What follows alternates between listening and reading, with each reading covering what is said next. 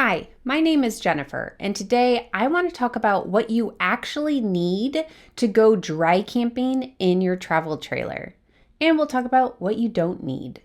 First of all, dry camping is when you go camping, but you don't use any electrical or water hookups. So you're camping off grid and using just what you have with your travel trailer.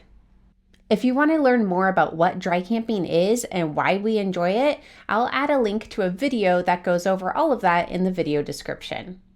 But the point I'm trying to get across in this video is that if you do want to go dry camping, you don't need a ton of gear. Here is what you actually need to get started with dry camping in your travel trailer.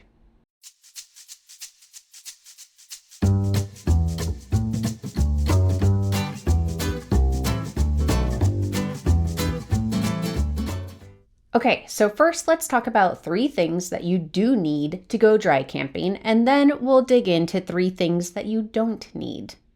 The first thing that you need to dry camp in your travel trailer is a realistic power plan. You don't need a perfect power plan, but you need to have a realistic idea of how you can use the power that you have available in your travel trailer. So you need to know what in your trailer runs on 12 volt, meaning it runs off of the batteries, and what runs off of 120 volt, meaning that it needs shore power, so items that are plugged into a standard household outlet. The first step in dry camping is just understanding what is going to work and not work so you could plan appropriately. So, for example, your microwave, that is going to require a standard 110 household outlet. So that is going to use shore power in order to get power to the microwave. So don't plan to use your microwave. Have a different plan. But something like a USB outlet, that is going to be powered with 12 volt, meaning that it will run off of your battery. So you can use the USB outlet. So the first part of having a realistic power plan is just understanding what uses 12 volt in your trailer, because that's going to be the easiest stuff for you to use while you're dry camping. And then understanding what uses 120 volt, what requires shore power, and figuring out how you can use something different in place of that. So either replace it with something that's USB powered, something that's 12 volt, or have a completely different plan in place. So something like a microwave or an air conditioning, you probably just want to not plan to use that at all. But something like a noise machine, if you require a noise machine, you can get one of those that's plugged into USB instead of requiring a 110 outlet. So once you have an idea of what you won't be able to run in the trailer, you can get a better idea of how you can replace those items or live without them. So something like the air conditioning unit, you would want to plan to not be able to use that, but you will be able to use your ceiling vent fans. Those run on the 12 volt power, and you might even be able to add a USB powered fan to the trailer. So just knowing what will work and won't work will help you plan ahead. The other part of having a realistic power plan is understanding the capabilities of your battery. So how long can you expect to power what you want to power on the batteries that you have? So you just want to have an idea of roughly how long your batteries will last. So you just want to understand the limitations of your battery. And again, having a realistic power plan, it's really just coming down to understanding the current capabilities of your trailer and making sure that you're planning to use that amount of power consumption or less. The next thing that you need to go dry camping in your trailer is a simple water strategy. So again, this is going to come down to knowledge of your trailer. You want to understand the tank capacities of your travel trailer before you go dry camping. So you want to know how large your freshwater tank is. In addition to that, you also want to know how large your black and gray tanks are. Once you know how large your freshwater tank is, you can get an idea of how much extra water you need for your family. So you'll want to know about how much water your family goes through each day so that you could plan accordingly. Our trailer has a really large freshwater tank. It has 55 gallons of fresh water. So I never worry about us running out of water while we're dry camping, but we use our fresh water for washing hands, washing dishes, that kind of stuff. We don't actually use our fresh water in the travel trailer for drinking water. Our rule of thumb is we bring 1 gallon of water for each day that we are at camp. And that includes travel days as well. So that gives us just a little bit of extra water on our full days at camp. So if we were camping Friday through Sunday, I would make sure that we have 3 gallons of drinking water in the trailer in addition to whatever we have in the freshwater tank. And for us, that always gives us more than enough water to use for our coffee, to make pancakes with, to fill up water bottles. That is what we use, and that is what works for our family. So when you're dry camping, you just want to make sure that you have an idea of how much water you're going to go through and where that water is going to come from. When it comes to the gray tanks and the black tanks, you want to have an idea of how fast those are going to fill up, and that could require a little bit of habit change to be able to dry camp for the length of time that you want to dry camp. So if you're worried about your gray water tank filling up, then either don't shower in the trailer or make people take very short, fast showers. You can also put a basin in your kitchen sink and catch the water instead of letting it go down into your gray tank. And then you could dump it out at the dishwashing station right at camp instead of putting it down your gray tank. And then the last thing that you need to go dry camping with your travel trailer is a reliable outdoor cooking option. So we have found when we're dry camping, it's easiest to just cook outside of the travel trailer. For us, we really enjoy using a Blackstone. We could use propane for that. And in addition to that, it doesn't use pots and pans. We just cook everything directly on the Blackstone. And then to clean it up, we just spray it down with water. So we're not doing a bunch of dishes. We're still washing our plates and silverware and that kind of stuff.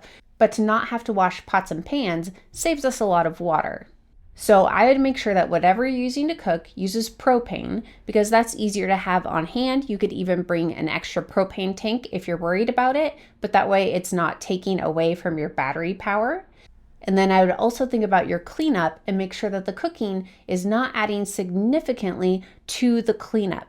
Needing to regularly scrub pots and pans will go through the fresh water faster.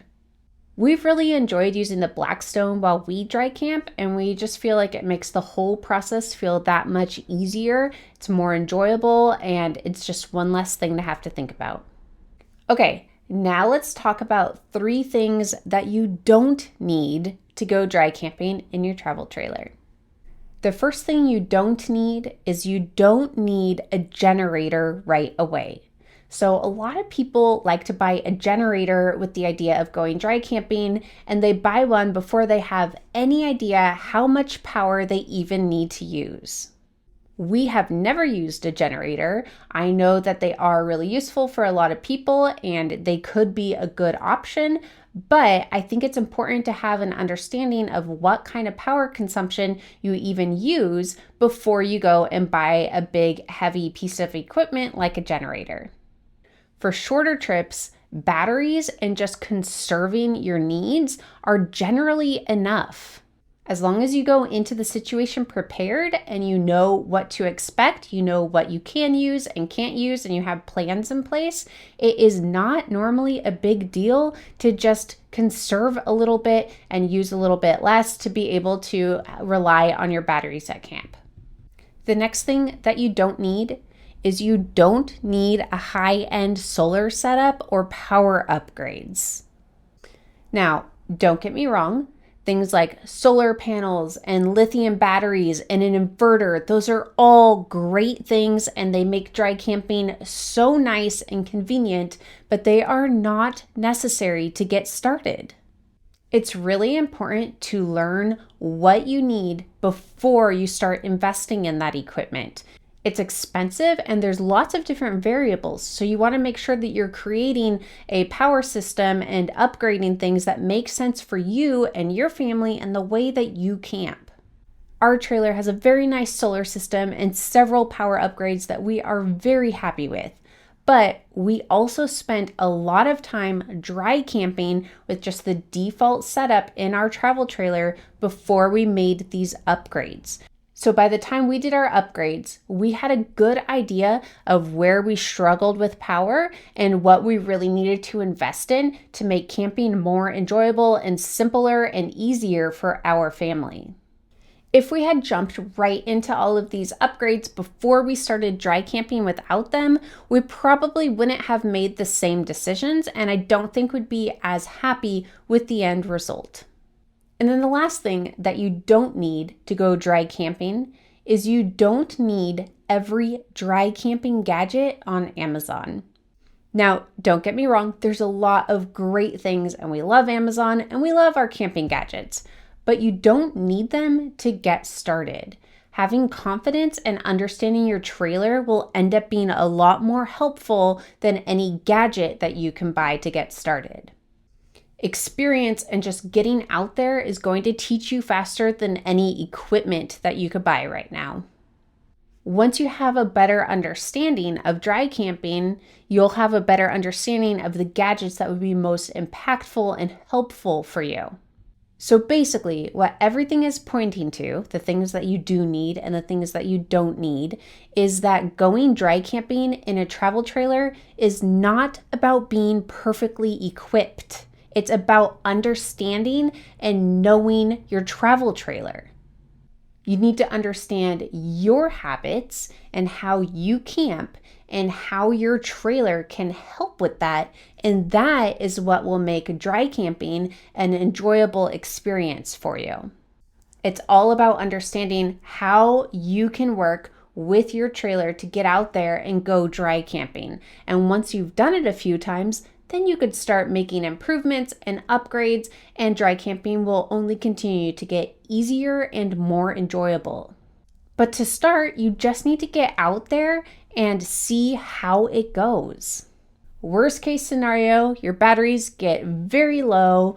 One of our first nights, our batteries got so low that we used flashlights and lanterns in the trailer instead of turning on a single light.